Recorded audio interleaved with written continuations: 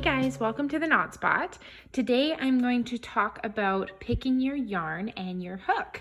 It's one of the basic things, so basic that I almost completely forgot about it. It's just one of those things that when you're first learning that you do need to know, and it can be sort of challenging at first to pick, but once you know, it's pretty easy, and you can do all different kinds of sizes of yarn, all different brands, things like that. So we'll start with the hook, because the hook is pretty easy. So you want to start with, I like these aluminum hooks. I got them at Michael's. They were, I think, like $8 for 6 of them or something like that. So Michael's is definitely the place to go. They're like an aluminum. They're really easy to work with, and I love using them because they have this wide spot here. And when I'm putting a loop on my hook, I can almost bring it down to this wide spot and ensure that it's all going to be the same size. That probably makes no sense to the very beginners, but yeah, it's definitely one of my favorite style of hooks to use, and it's very easy to get used to. So this is my favorite style of hook, but there's so many different kinds out there. What's important is this number on it right here. So this is a 6mm hook, or a J hook. I go in the millimeter form.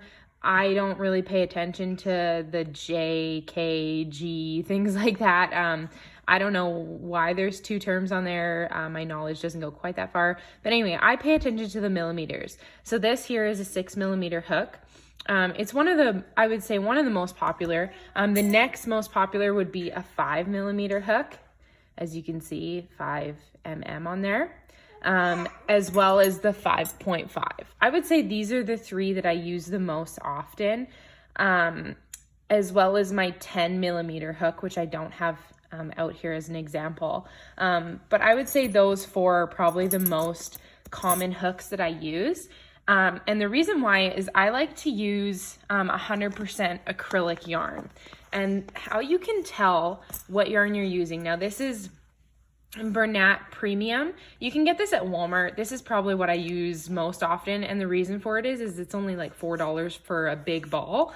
And you get 7 ounces of yarn for that. So I always find that that's my best bang for my buck when I'm just doing multiple projects and I don't need anything specific. So when you're looking at your yarn, I like to use 100% acrylic yarn, but there's so many different kinds. So you can get like 80% acrylic, 20% wool. You can get polyester, you can get 100% wool. Like there's so many different types of fabric or types of yarn you can get for different types of material. But I like to work with 100% acrylic, which usually means it's about the same thickness with 100% acrylic yarn. Sometimes you get thicker. I find that the like 80% acrylic, 20% wool sometimes is a little bit thicker. I don't actually have any of that where I can show you the label. So you're gonna look at the front here is your brand, and then you're just gonna turn it slightly and you'll see how much comes with it. So when you're looking at yarn, I would say a good size is about 300 yards, like 280 to 320 yards. This is 360. So this is like a decent size ball. Like there's my fist. You can kind of see it's about the thickness of my fist. So this comes with quite a good amount for $4, and you can get quite a few projects done out of this. So another thing you want to look at when you're looking at patterns, is they're gonna say they're using a number 4 worsted weight yarn. So that's what this is here, or a number 5 bulky weight. So this is a medium number 4, and it's worsted weight yarn. I just know that it's worsted weight. I don't really know if it actually says whether it's worsted weight or not. But anyway, that's what this is. So when you're looking at a pattern, I'd say this is probably the most popular that most patterns use on average, and it's number 4 worsted weight medium yarn, 100% acrylic. And then when you're picking your hook, see how there's this little X here? Those are knitting needles. And this here is a crochet hook. So it's a tiny little picture of a crochet hook, and it says 5mm or a US H. So when you're looking at your hooks, you're gonna grab your 5mm or your H hook. So that's what that means when you're trying to pick your hook. Now, when you're using different projects, you want to use the hook that your yarn calls for, because not everyone's going to be using the exact same yarn in every project that they do. So you want to match your hook to your yarn if possible. Now, let's say, for example, I'm making a hat, but I want the hat to be a little bit bigger than what my pattern calls for. Well, the easiest way to do that is to just up your hook size. So even though this yarn calls for a 5mm, it doesn't necessarily mean that you have to stick to what it calls for. It'll just alter your pattern is really what it's going to do. And it's going to change the size of the stitches, right? So it'll make the space, your stitches a little bit looser, possibly. So if you're a tight crocheter and you tend to crochet holding the yarn quite tight, you might want to go up a size so that your tension is, even though it's a tight tension, it's still going to be a similar size. So you can play around with that. But for very, very beginners, if you're really just wanting to get started, look at the side of your yarn, look at what your hook or look at this here, and it'll usually have two. Sometimes it might just have one, but most of the time they're about the same. So look at what your crochet hook calls for and then go grab that hook. That's what you're looking for when it comes to yarn. So a couple more of my favorites. So this is probably my number one that I usually pick up all the time. I usually pick up a ball like every time I'm at Walmart, I think, and just add it on to my purchase. My next favorite is probably Red Heart. I don't actually have any of Red Heart's most popular because I'm actually just working on a project that calls for the Roll With It sparkles. And it just has sparkles in the yarn. So, but Red Heart, similar to Bernat Premium, you can get a Red Heart, I think it's Super Saver. Yeah, Red Heart Super Saver. And it's very similar. It comes in like almost identical, same size ball. It's very similar material. And yeah, so you can get that for a similar price as that. Red Heart also has different styles. So you can get these little cakes that have different, patterns. So this one has sparkles. You can get some that have a tweed pattern like this. So there's all different kinds of yarn that you can get.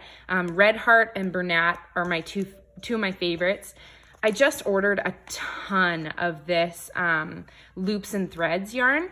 I love working with this loops and threads yarn. I find like with the Bernat, sometimes it gets pilling, and for those of you who don't know what it means, it usually has like a fraying effect in some projects. I love using it anyway. It's still probably one of my favorite yarns. It's one of my go-tos. But this loops and threads, so if you're working with like, for example, amigurumi, where you're trying to make like little animals and things like that, this is probably what I'd recommend going with. Or if you want something that's just not going to be pilling or anything like that, this is probably my newest favorite. You can get these at Michael's. I don't know if Walmart has them or not, but you can also get very large balls of this. I think they're about $15 for like a huge, like almost triple this, I'd say. And so yeah, these I think I got on Black Friday for like $3 a ball. Again, you get a fair amount, not quite as much as you get with the Bernat, but still. And on here, actually, this is one of the yarns, or this is one of the brands that only has a knitting needle. So it doesn't have the crochet needle. But like I said, just go with whatever millimeter it calls for. If it doesn't have it, your safest bet is to just go with this. In this case, it would be a 6mm crochet hook. Even though it just says the knitting needle, you'd be okay. Now, a lot of these balls of yarn come with a free pattern, and that would be on the inside. So I'm not going to unwrap this because I have so many unwrapped yarn, but if you take off the wrapper and you flip it over, there's actually a pattern that you can follow, and it's usually the picture. So I think it would be a scarf. It says on here, ticker tape scarf. So it would be this, and it tells you how many balls you need for it. So you'd need 2 balls, 4.5 ounces, and then you'd need the 6mm crochet hook. Again, if you flip it a little bit more, you see that it's a medium number 4 worsted weight yarn. And then it has the pattern details. This is just washing details, so don't iron, you can dry it, things like that. So that's that. And then another favorite of mine is the Caron Simply Soft. And the reason I love this yarn, I don't know if you can see, but it is shiny. So it's so pretty. I love working on it with like a shell stitch or just anything that's, you want it to come out really shiny, and it's also so soft, which is why it's called the Simply Soft. So Caron brand has, so again, there's like so many different styles. So the brand is Caron, and then the style, or the, like, I guess if you're looking at like a car, you got like the make and the model. The same thing with yarn.